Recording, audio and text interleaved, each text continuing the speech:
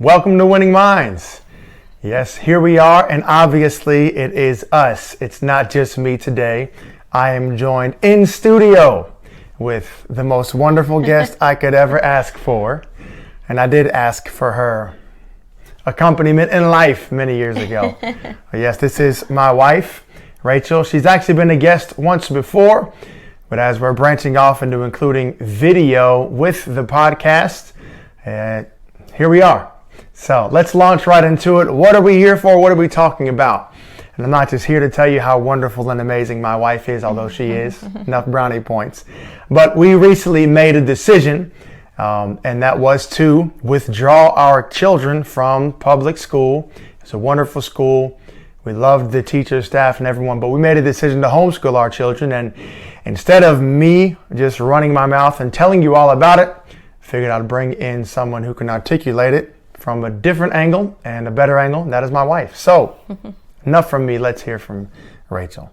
Why did we make the decision? Why did you want to homeschool our children? Well, I would start by saying I didn't really want to.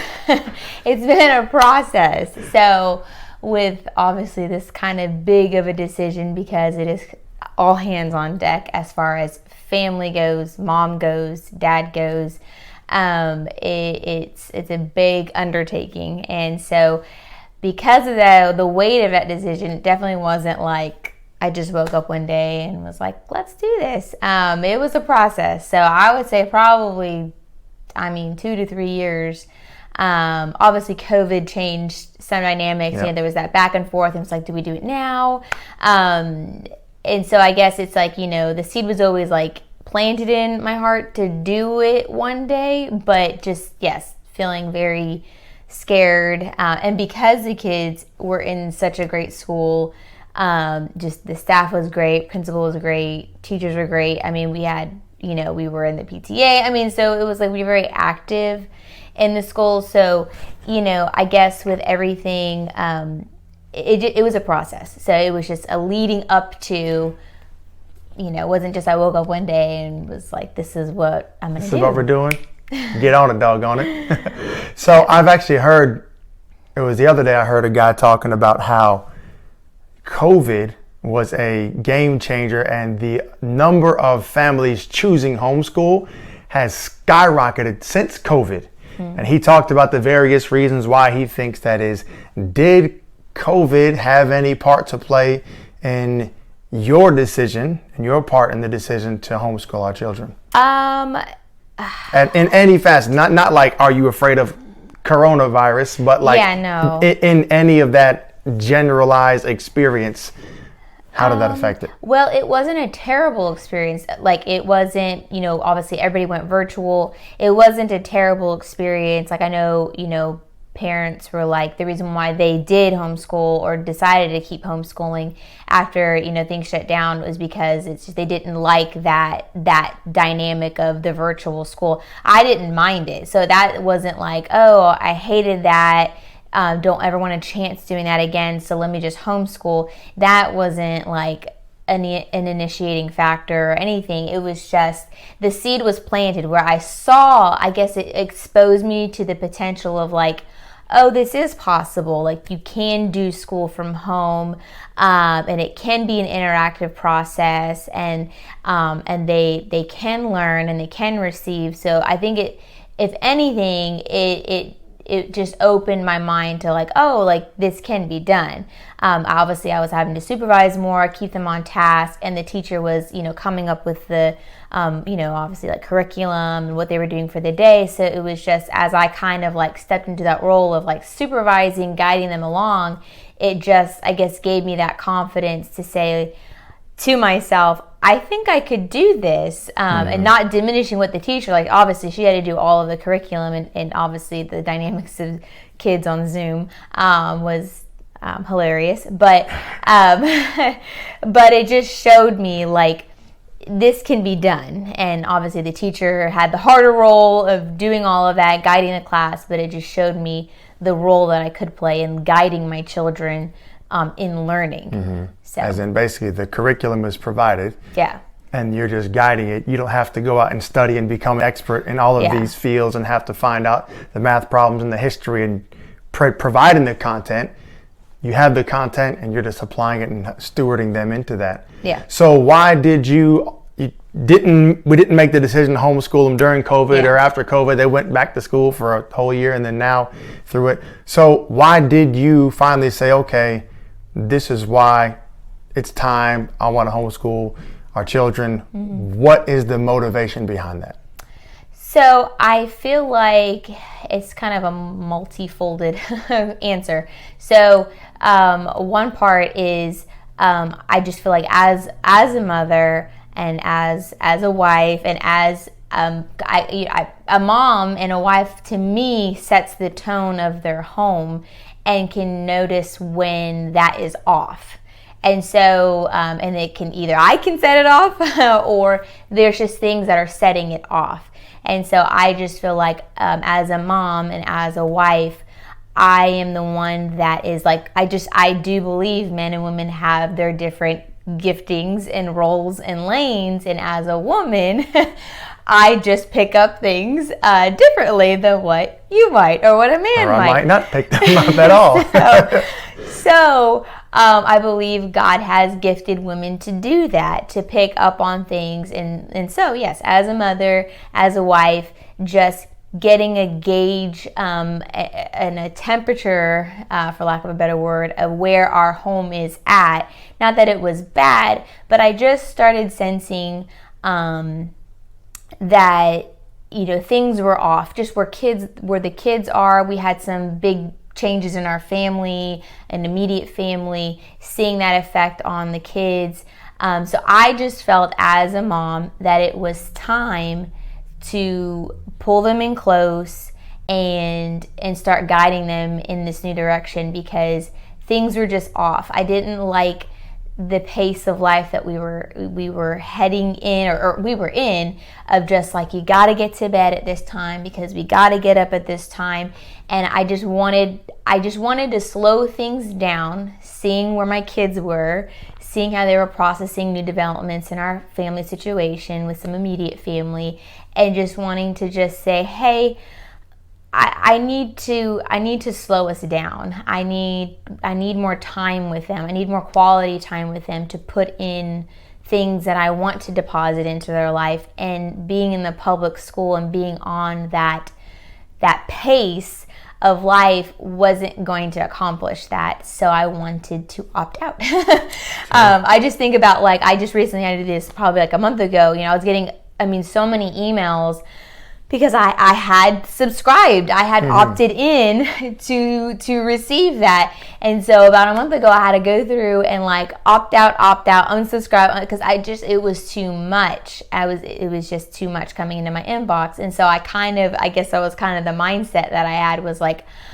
I need to unsubscribe. I need to opt out of this pace that we're in, that public school is putting us in. And not to bash the school, like, we had a great school, and just the dynamic of we are moving, so we are losing that school, and just, so it's at no fault to the school. They were in a great school, but it's just taking the temperature of my home, of my kids, seeing that I needed and I wanted a different pace, and the only solution that would like check all those boxes and meet all those needs was homeschool. Yeah, I like how you put that. Unsubscribe. We unsubscribed from public school. And again, this isn't said in any way like we're better than anyone. It's not that at all. Yeah. But just explaining where we took inventory and just looked at life and said, life is going this fast and life flies by.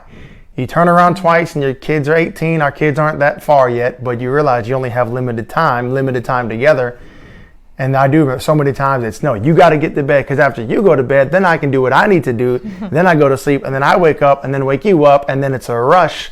And just throughout the week, and you get maybe 30 minutes of halfway quality time with one child, let alone more, and then let alone each other. It does become, I like to use the term, but rat race. It becomes this frenzy of pace, and then to clean the home, and then to cook dinner, and then to wash clothes, and then to have meaningful conversation, then do your homework, it does become this race and this rush, and you don't have true time where you can actually sit down and look at each other and say, we actually spent time together playing a game or talking or doing the same things. But at least you can do them together now. Yeah. Yeah, and I think that's the biggest thing, too, to know, like what you said, is like, this isn't, because we did the public school thing, it's not bashing that choice. Some people don't have a choice. I mean, that's where you have, that's the only option you have at this point in your life for whatever reasons.